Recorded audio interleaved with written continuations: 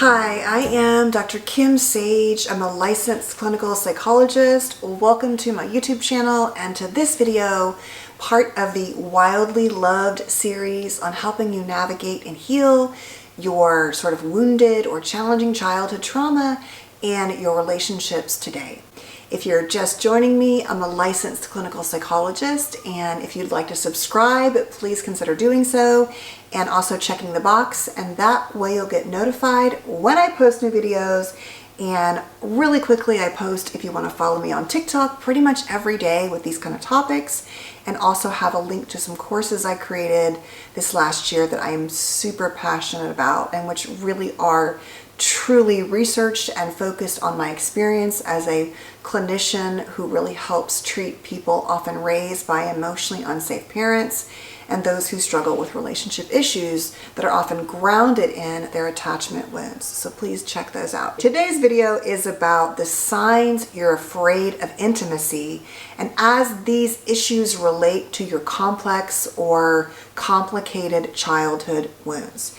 And so we've been talking in this series about the impact of what I call trauma brain, or not just me, but we all call in the field trauma brain, which really is this sort of overarching impact of how we can be adults walking around, even, taking care of our daily life and doing pretty well. But oftentimes the way we are reacting and living is still like we're stuck in the brain of our childhood, the brain and the functioning and the processing that we had to engage in to survive. And as I've said, not just survive at the literal definition, but just to get through it, to deal with whatever cards we were dealt. So let's go through 11 signs that you may have a fear of intimacy as they relate back to your childhood. I'm going to close the windows as I can hear my neighbor's sweet children screaming, and I want to be able to make sure you can hear me. I'll be right back. Okay, here I am. So funny, when it was my kids screaming back in the day, no issues. But now that my kids are older and don't run around and scream, it's like a little more, it's still joyful to hear, but it's a little more stressful when you're trying to do something. Okay. All right, so let's talk about what this looks like. Now keep in mind, we have these sort of, like I said, these sort of overarching dynamics in trauma brain that make it harder for us to do these things. And I would argue that people who have intimacy issues most likely had, obviously, right, some form of attachment wounds or experiences that made it seem that being too close, being too intimate, alongside that also being vulnerable, there may be a limit to how much of that is safe. And so the first thing is, when you meet somebody, you don't pace yourself and pause. You initially go right head over heels into the relationship, whether it's being intimate super quick or, creating a situation where you don't let it kind of percolate, right? You just sort of jump in and they kind of fill the slot of the next person that you kind of project a lot of your hopes and dreams on. And so you don't have a place to pause and pace yourself. You can go too fast, and then you kind of realize that you've gone too fast and often pull back harshly and quickly, or often leave the relationship altogether. Number 2, a fear of abandonment, which is very, very common, right, in certain childhoods. At the end of the day, we feel like we're going to be left. And so we unconsciously behave in ways, even though we don't want to be left, that play out those fears of abandonment. Either we sort of sabotage the relationship or we leave them first.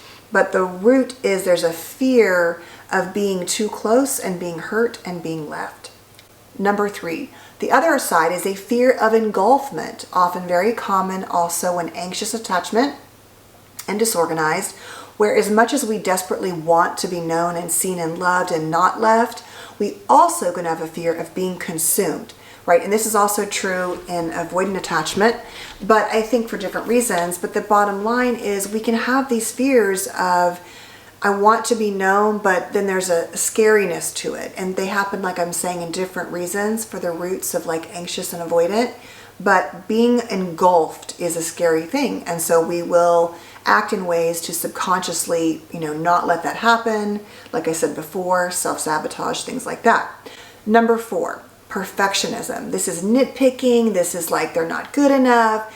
They have this feature, but not that. yeah, everyone is going to have some things we don't necessarily always, choose in first place in terms of qualities and traits and characteristics. But it looks like perfectionism, where we're expecting the partner to be perfect, but we're not, right? But we want them to be. And so that can play out as a fear of intimacy. Number 5 is we are out of touch with our needs, and the root of that is a shame that we have when we let ourselves feel the need. And so the core is sort of a shame for our neediness, and we're not connected to that. And so it plays out by us pulling back, by removing ourselves, by saying and doing things to try to minimize our needs. But at the root, we often really truly want to be seen and connected, and we want some of our needs to be met. They often weren't met in childhood. And it's very common, it's very common to carry a shame because we're, especially like, let's say in more avoidant attachment, we're not supposed to have needs, but we're human, and so we do. And so there can be a great neediness around that. The next one is number 6, we don't bring ourselves into the relationship in real, deep, and authentic ways. We basically get into a relationship, we don't confront issues, we don't bring up how we feel, we don't bring up what bothers us. And so then at some point, the closer we get, we can hold resentment inside and then just turn around and leave, right? The partner will be, there'll be like a limit to how deep it gets because we're not bringing our full selves, because to bring our full selves is too dangerous and too scary. And so then we decide what we're not being heard, or we don't like this person, and then we often leave, or we stay distant, and we lean in and then we stay distant, and the partner really feels it. Number 7 is we often live in our head, right? There's often this sort of over-analyzing, breaking things down, not knowing how to really be present, maybe being super anxious or super detached, or just constantly, like I said, overanalyzing, right? And so we're living up here. We're not living in the full integration of ourselves, our bodies, and the relationship. We're just in our head all the time. And when I'm in my head by myself, there's not room for us to be truly connected. So that's a problem. Number 8 is we're very unrealistic and overly, we overly romanticize or fantasize about the relationship. That includes an over-focus on chemistry and this rom-com view, and it acts to sabotage connection and intimacy because it's not real. Real people do things that are not so, exciting and not always romantic, sometimes annoying. I love Stan Tacken, who says, like, everyone is annoying. Your partner is annoying and you are annoying. And so if in our heads we have this like, wow, we're just supposed to be like, skipping through the meadow holding the picnic basket with the wine glasses and, or the boombox outside the person's front door, like the 1980s version of movies, right? Not real. I mean, maybe moments of that. But if you put those glasses on and you think the relationship is going to look like rose-colored all of the time, you're quickly going to be disappointed and probably going to leave or sabotage. Number 9 is that we repeatedly choose unhealthy partners and unavailable partners. And so we can be like, yep, I knew it, right? Everybody, all people are jerks, or I knew that they wouldn't be there for me, or I knew they would be toxic.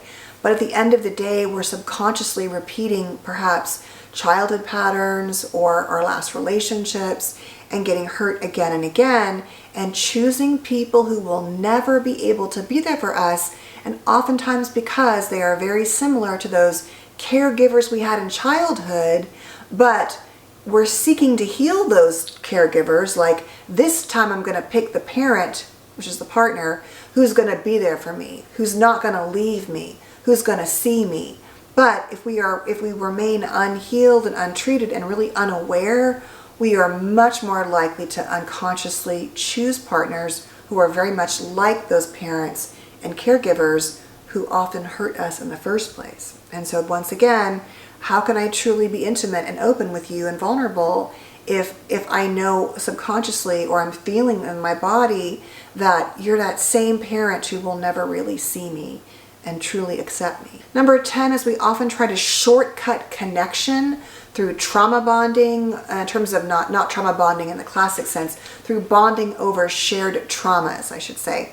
We basically try to talk about our trauma or only choose super wounded people, and or through having sex really quickly, or bonding through sex, and we're shortcutting and skipping past developing the relationship. So this isn't necessarily a judgment about when you should be intimate, but sometimes that intimacy in a physical way becomes a quick glue, and it feels like connection and closeness, but we're really bypassing all the other parts in addition to physical intimacy that help build connection, and or we're bonding over our wounds. And that's not a bad thing. You don't necessarily, it's hard to relate to people if you have a lot of trauma, and they don't. And so we have to feel known on some level.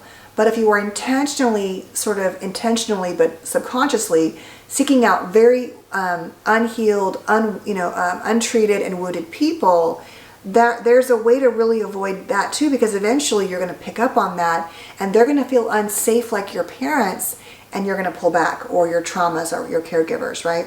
And lastly, we often project what we want to feel before we actually feel it onto the relationship. So the relationship, we kind of talk ourselves into it. We're trying to fill all of those wounds and needs. It's like the person is a placeholder.